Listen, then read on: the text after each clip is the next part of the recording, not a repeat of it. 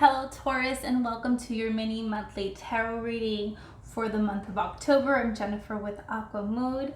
As always, I've already pre-shuffled and meditated with all the decks so that we can get started right away. And I will be covering the energies that are available to you guys for each of the weeks. And if you find that this message resonates with you, check out the energy clearing video that will be coming out at the end of all the readings as well.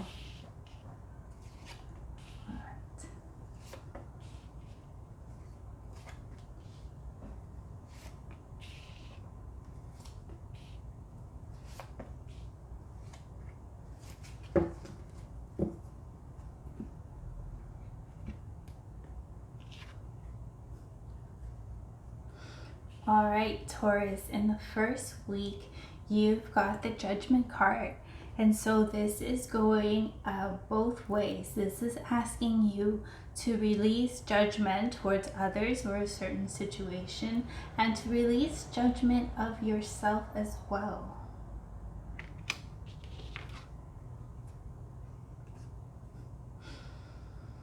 And you've got the Justice card coming up for you as well, Taurus, in the first week. And this is, to me, in this specific deck, it's about finding your place amongst others. It's about finding your own balance. It's about finding the space where you feel at home or where you feel like you fit in. I don't know if you can see kind of like there's like three women, and one's happy over here with the animals, the other one's happy working with water, or the other one, I think she's got a little crystal in her hand, and they're very much like in their own element. And even though that they're with each other, either for a recreation or for higher purposes, it's very much like they're still very much themselves. So together with these cards, this is talking to me about opening up space to find your place in the world. It sounds very vague and a little generic, but it's kind of like getting you to start acknowledging like where it feels good for you, where it feels right for you, and to release any expectations of what that is or what that's supposed to look like for you.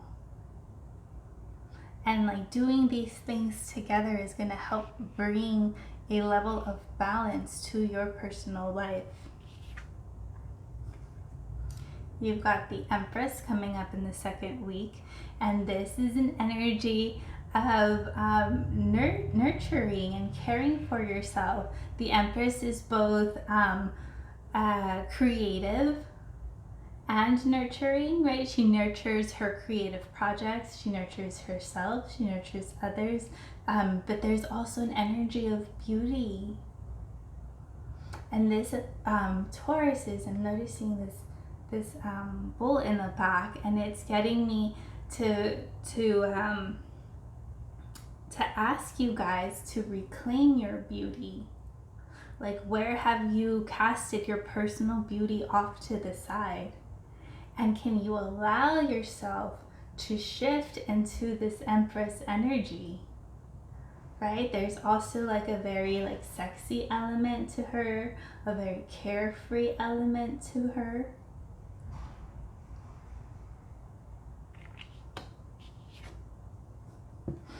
And you've got the Priestess,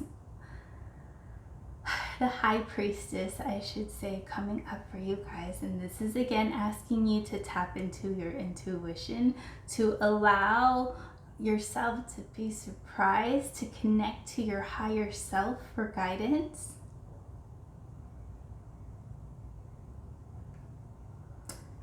Taurus, for the first month, or the first half of the month, you've got major arcanas, and this is telling me that you have support to have some answers come through for you guys.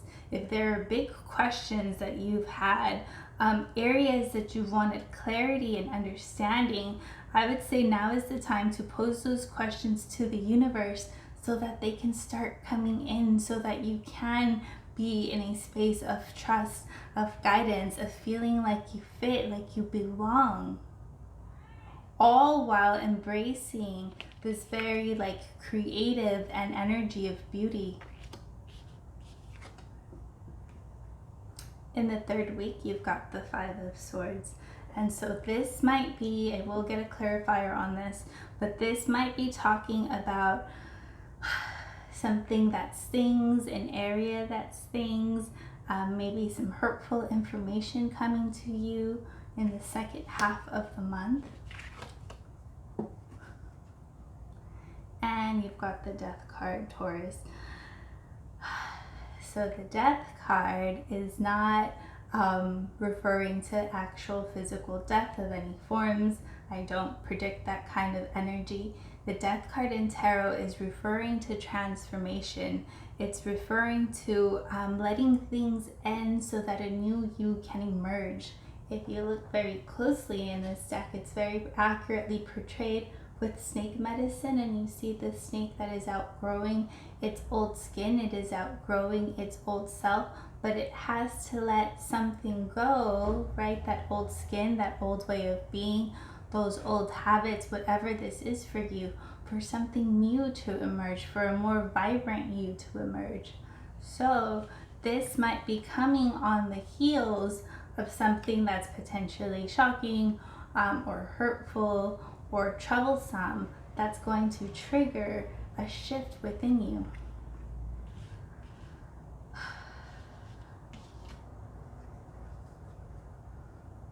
And by the fourth week, you've got 8 of Discs. And this is talking about you working on your craft. Ideally, working on a craft or a project that you've already been cultivating in the first half of the month. But this is slow and steady progress, right? And I don't know if you can see this one, but someone is weaving, another one is like working on pottery, and they're all each doing their own thing. So this is slow and steady process, but also allowing yourself to lose yourself in whatever this personal craft is for you. And you've got the Daughter of Swords coming up for you. And so what I'm getting with this is that there's newfound clarity for you by the end of October. Maybe even newfound inspiration, or even just another like gust of energy that helps propel you forward, especially when it comes to this personal project. So this is a very empowered state of going after what you want, of starting to have forward movement and progress towards something that's very personal and dear to you. Okay, let's go ahead and pull one card for the Five of Swords.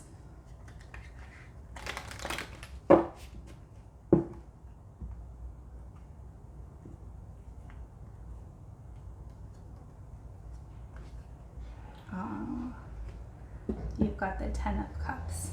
And so I'm like, fear not. This is pushing you towards alignment. This is pushing you towards your happiness. This is pushing you towards success. So whatever transpires for you, I'm getting the message of connect to this Ten of Cups energy, right? Where everyone's much more happy and they're celebratory, and it's community and family and abundance. And know that, and transformation, I see the snake there too, and know that this is pushing you for your highest good. I'll put this one here. Okay, let's pull some surrender cards now to get a little bit of extra guidance for each of the weeks.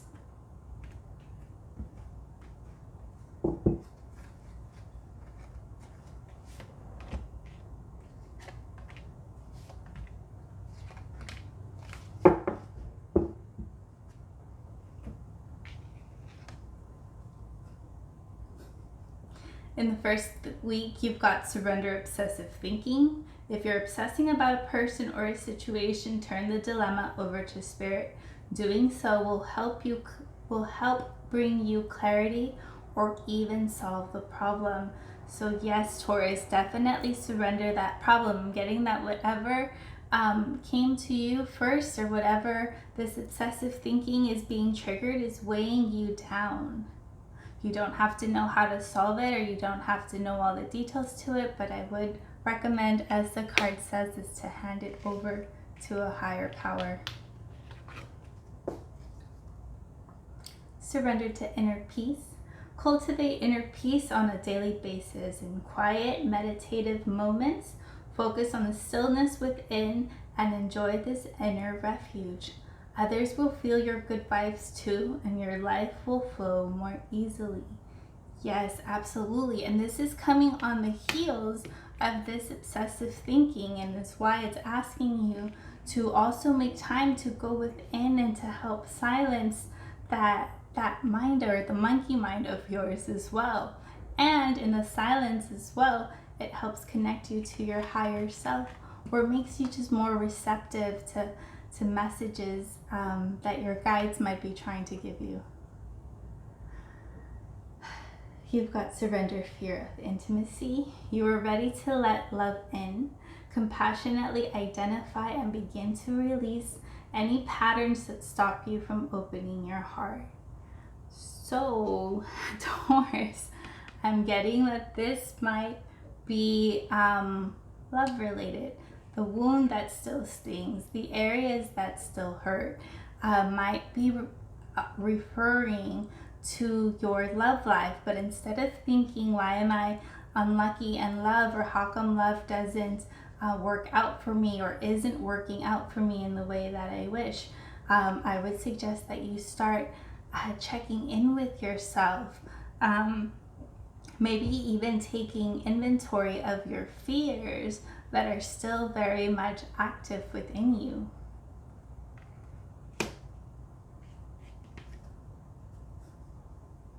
And you've got surrender negative thinking. You have control over your thoughts. When negative thoughts surface, say thank you for sharing, and quickly refocus on positive affirmations.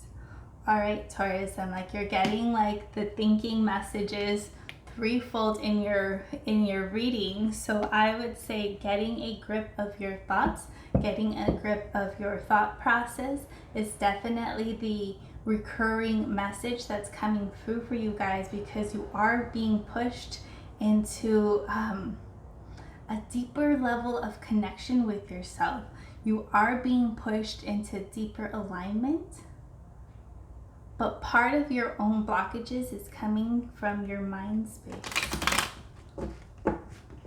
Although you do have some clarity coming through or available to you at the end of the month, right? How you manage your own thoughts, even if you allow yourself to manage your thoughts, is going to be entirely up to you. All right, I'm going to pull one chakra card to close out the reading. And it's dreams, third eye chakra. And it says, dreams are where your mind translates the divine. So this is a message of you paying attention to your dreams, potentially keeping a dream journal for the month of October, because it seems to be the space that's quiet enough for you to allow spirit or higher guidance to come through, because it seems like the busyness of your mind isn't allowing that guidance to come in. So working with your third eye and your dreams for the month of October is definitely going to help you be more connected, especially to your higher self. All right, Taurus, hope these messages were helpful to you. Again, check out the collective energy clearing video if this resonated with you. And I hope you guys have a wonderful month of October. All right, bye-bye.